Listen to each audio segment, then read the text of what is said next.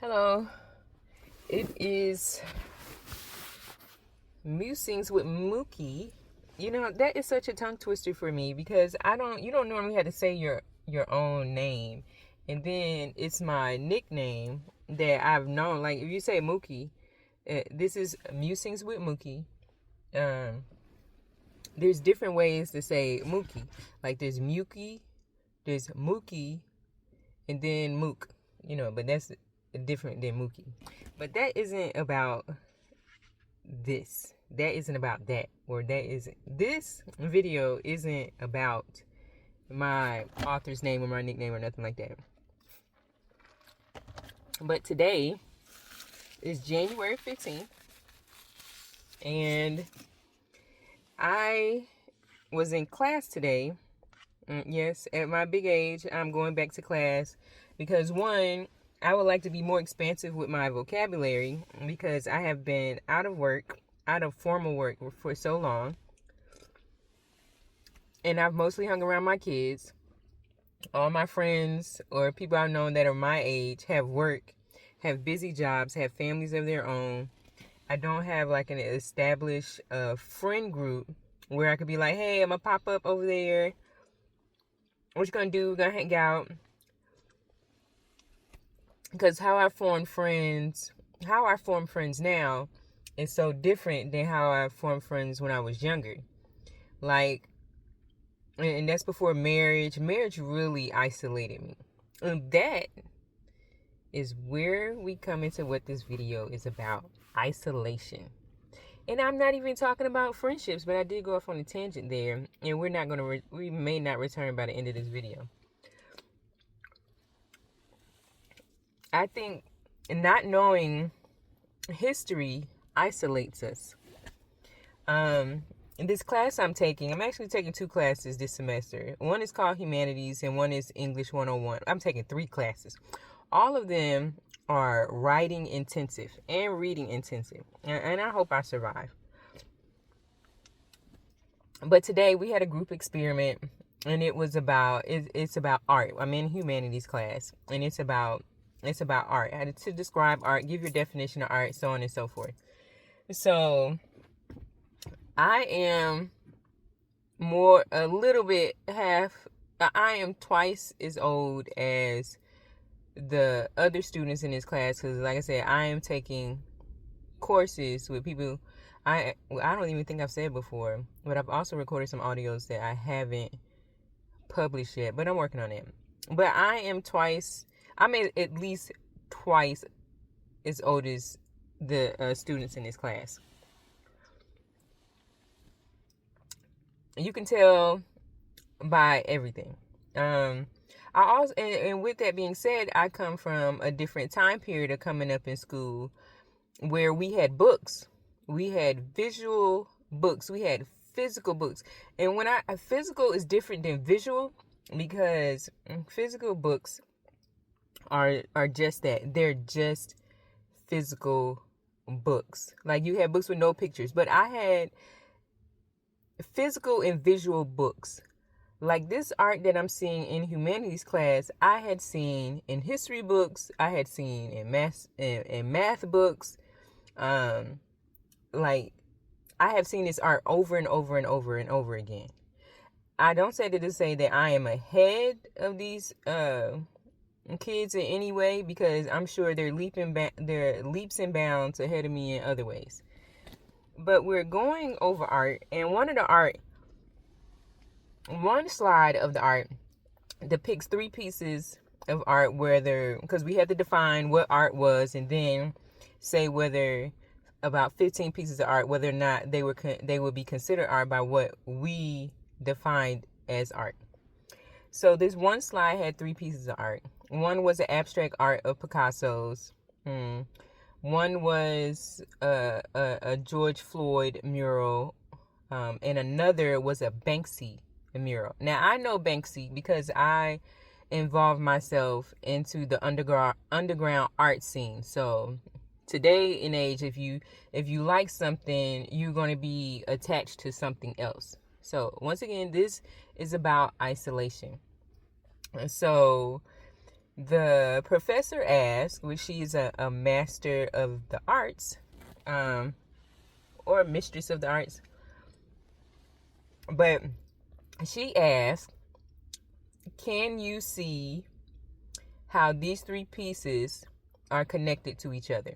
Now, the young lady to my left, that because we were all in a group, the young lady to my left said no, she could not determine, she could not see how the George Floyd mural was connected to the Picasso representation. It's a piece of abstract art of the Spanish Inquisition, I believe. And I said yes, because the Spanish Inquisition wasn't anything positive.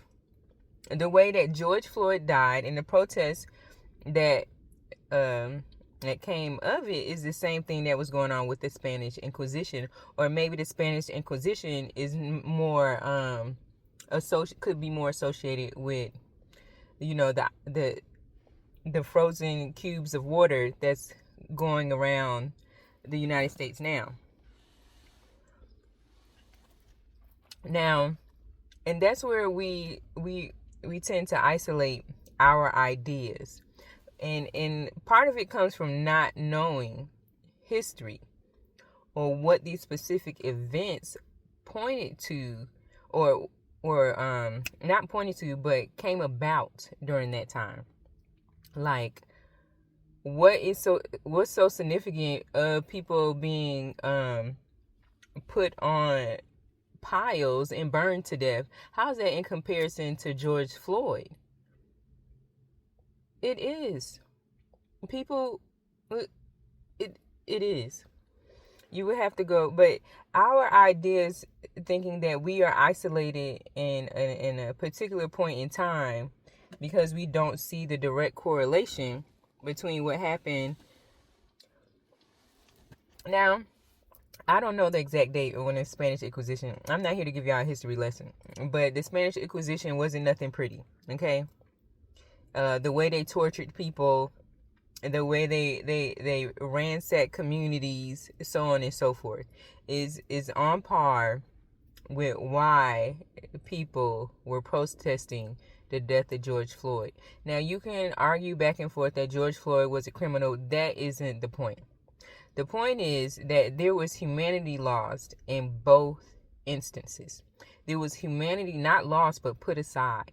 Because after the Spanish Inquisition happened, people went back to displaying humane attributes. They went back to caring for another with some kind of instilled fear. And I think the young lady, she doesn't recognize that by only seeing herself and George Floyd. Me and the young lady are of similar ethnic background, so it's not a talk of whether or not there's a cultural difference between us two, because there is not. I don't see us as humans being separated by cultural, physical differences. I don't see us. We are all of the same thing. We all have human emotions. There isn't a United States specific type of angry. There isn't a European specific type of angry. Oh, you're an angry European. There's not. You're just angry. If you're angry, you're angry. If you're happy, you're happy. If you're glad, you're glad. There's nothing in the Webster's dictionary that says, well, if you don't display anger this way, then you can't be specifically angry. No, angry is angry. It's sad, tortured. We shouldn't isolate ourselves based on what we see visually or what we determine was a greater atrocity. We can't say just because George Floyd died in, I believe, 2020 or 2019. Once again, if one thing would trip me up in history, it would be the numerical years. Okay, it would be the years. Okay, but we shouldn't isolate ourselves by only seeing the physical attributes or thinking just because George Floyd died and he was a specific ethnic background, that pain, that feeling can't be transmuted, or not transmuted, cannot be felt by someone of another cultural or ethnic background. That's why you saw murals all over the world of George Floyd. That's why painters expressed or artists express different mediums of how the Spanish Inquisition went. Picasso used abstract art. Some people did the more formal or the high art representation. And I hope that as our young people that are taking college, that are learning things, that they understand that we are not an isolated people. We can isolate ourselves, we can isolate our ideas, but we ourselves are not isolated. We are not isolated in our feelings. It may seem that way. But we are not.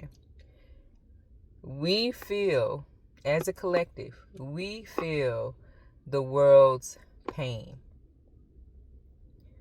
We feel that we cannot help, but we can. We can by keep going forward. We can by having understanding. We can by keeping our humane attributes. We will move together as a collective when we stop seeing our pain as being isolated, as our pain only belonging to us because of a few other naysayers. You know, hey, LANK, let a naysayer know, okay? Let a naysayer know. And now, I roll tide, so there you have it. But understand, we're all in this together. That's not just the saying. We are literally all in this together. We all have to raise our children on this earth. We all hope, there are others that hope to raise children on this earth. But together, all of us have to move as a collective to determine what is right. We can't let people that feel like they know what's right for the collective trespass on us. Let them isolate us. So get in your books. Talk to someone that's different to you. And I know that's hard because sometimes with my attitude, I can't talk to too many people that's different to us because I sometimes got to walk away. Because I'd be surprised by how much people don't know. But I'm learning I have to pace myself in conversation. And that's why I'm more of a writer. That's why I do these musings. Well, it has been 13 minutes, and I don't want to hold you for too long. But remember this, we are a collective. Don't force yourself into isolation. Don't see your fellow man, woman, your fellow human being as someone entirely different because they do things, not the evil people. Those people are definitely different. But don't see someone who's out here also working, trying to make a living, going home and eating breakfast, lunch, and dinner just as you do. Maybe something different, but just as you do. And wake up hoping for a better day. We are the collective. We want peace. We want solidarity. A lot of us do. We want solidarity. Some of us just want to be left alone in the wilderness. Let them people be. Let us, the people that wants to be alone, let us be alone in the wilderness. Well, we are not here to hurt each other. We are here to move as a collective and make sure everyone is given fair and equal treatment under the sun. Okay? Not just the law, the sun. Well, that has been Musings with Mookie. I will talk to you all next time. Ciao. Bye.